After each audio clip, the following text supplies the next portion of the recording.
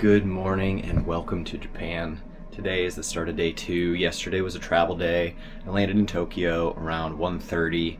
I got through immigration pretty quickly, and then I didn't get on a train to Kanazawa until about 4:30. So I landed and everything was great. Now I'm here in my hotel. It's about 5:55 in the morning. I'm going to get this day started. After leaving the hotel, I ended up wandering around the city. It was really early, so not many people were out and about yet, which was actually really nice because I was still feeling some pretty heavy jet lag. I started following a path that was next to a river, and my goal for today was to hit all of the best sites that I could see. Nagamachi Samurai District wasn't too far from the hotel, so that was my first goal, was to just walk through. As I found myself in the district, it felt like I was transported back 200 to 400 years ago in the Edo period, where high-ranking samurai walked these exact same paths. These walls were actually there for more than just protecting the home and the estate. They were there as a status symbol. The taller your wall, the higher the status in your samurai clan. Each wall is protected by either a wooden or a clay tile roof. The tiling is assembled in a fish scale pattern. It assists in the redirection of any rain or snow that might happen. After walking through the district for a little bit, I realized none of the shops were going to be open for quite a while. So I continued along the journey and I looked up some new places that I could see. I found that there was a Shinto shrine not too far from where I was, so I headed that way. As I was walking down the street, I actually found myself upon a pretty small cherry blossom tree. It was fully in bloom, which took me by surprise, and I was really happy to see it.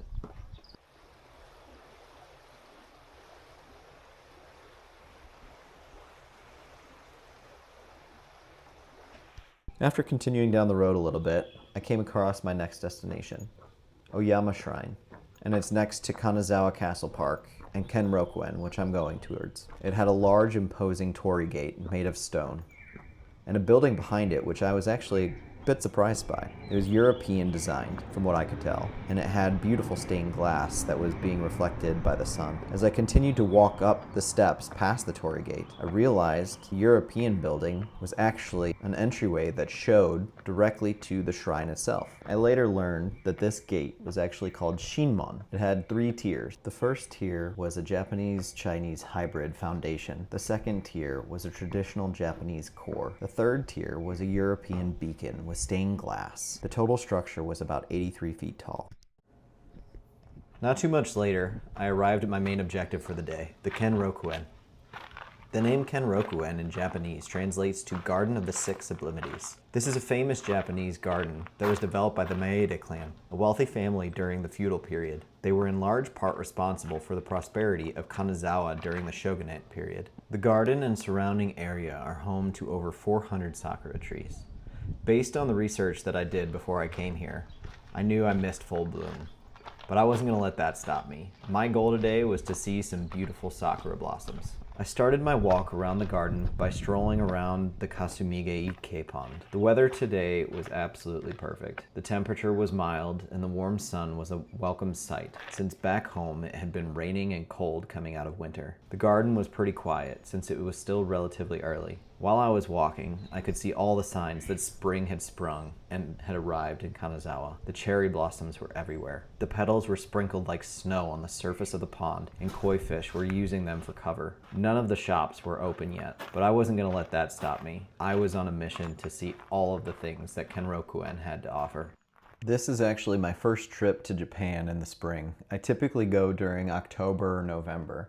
And usually I'm trying to see the autumn leaves, which I've also had trouble finding.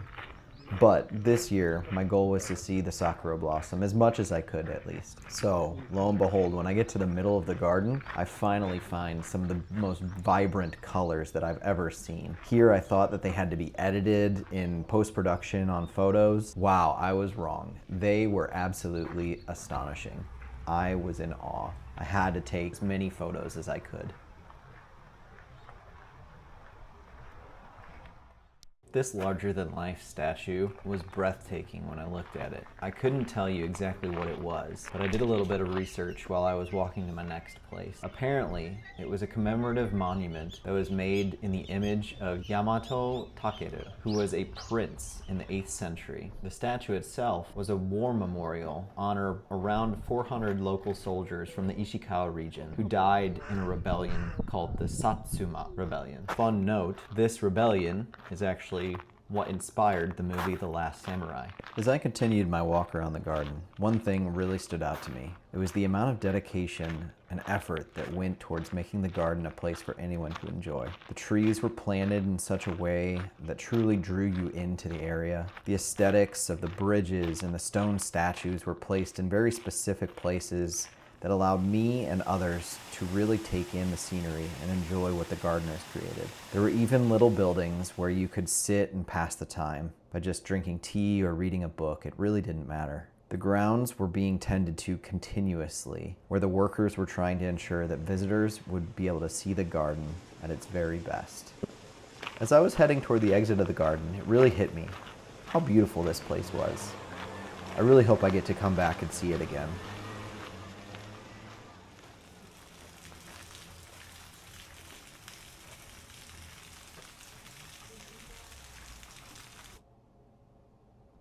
As I left the garden, I actually found myself in the castle remains area.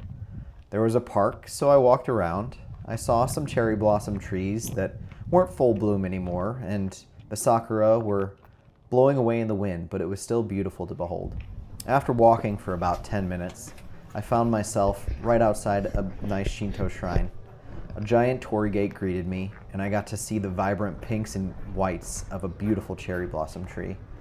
I was really surprised because I expected that these colors couldn't be real and that you had to edit them in photo editing software, but man was I wrong. The view at the shrine is always a beautiful thing. The architecture of the building itself just blows my mind. After a while, I went back to the Nagamachi samurai district where everything started to come alive. People were out and about and the shops were finally open. This shop here, I actually went into and I walked around. But unfortunately, I couldn't show anything on video. Afterwards, I went to take a tour at an actual samurai estate. The estate is of the Nomura samurai heritage residence. They were a high-ranking, wealthy samurai family that served the Maeda clan for generations. It only cost about 500 yen, and there is a separated partition between the inside of the building and the outside. Usually you can tell this whenever there's a raised platform. That's where everyone had to remove their shoes. The house was fully padded with tatami mats, and each room was used for specific purposes. The fusuma, or sliding paper doors, were decorated with intricate landscaping and artistic designs. Some of them were covered with the famous 5-pattern sakura blossom. This was definitely a popular place to visit, as many tourists, including myself, were shoulder to shoulder walking between the main rooms, the garden, and the upper tea room. There were even display cases showing facts about the region, the currency used around that time, and some of the weapons that might have been used during that period. I'd highly recommend checking it out to get a taste of the times.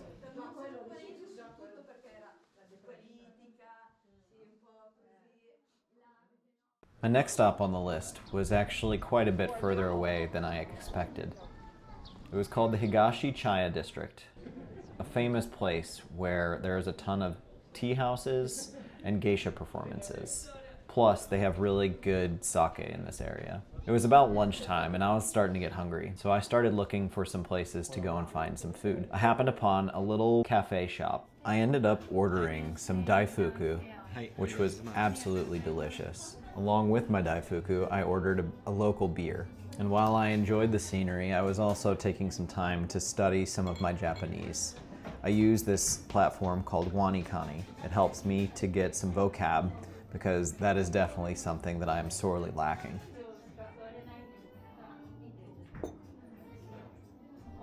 After ordering my Daifuku and pouring myself a nice cold crisp glass of beer, I sat and admired the craftsmanship of the confectionery.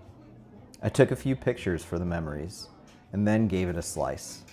Daifuku is a classic Japanese sweet made from glutinous rice that is pounded continuously until it's sticky and stretchy. Afterwards, it's filled with sweet red bean paste. The sweet flavor of the Daifuku paired perfectly with the beer. This was a great treat that gave me much needed energy for the rest of my day. I continued exploring the area, and afterwards, I ended up finding myself trying out some local sake as well as some other food. Unfortunately, I was way too hungry and I forgot to film the rest of what I ate. After I stuffed myself, I wandered down the street to the Asano River. I found myself a nice little spot and I sat down and relaxed for a bit. As I was sitting along the river, I couldn't help but take notice of all the people that were enjoying the beautiful spring day. Some people were enjoying a picnic while others were drinking a cold can of beer. It made me pause and remember that even though I'm on the other side of the planet, there are numerous people living their lives just like me. The rest of my day was spent going in and out of shops and just absorbing as much as I could on my first full day in the city.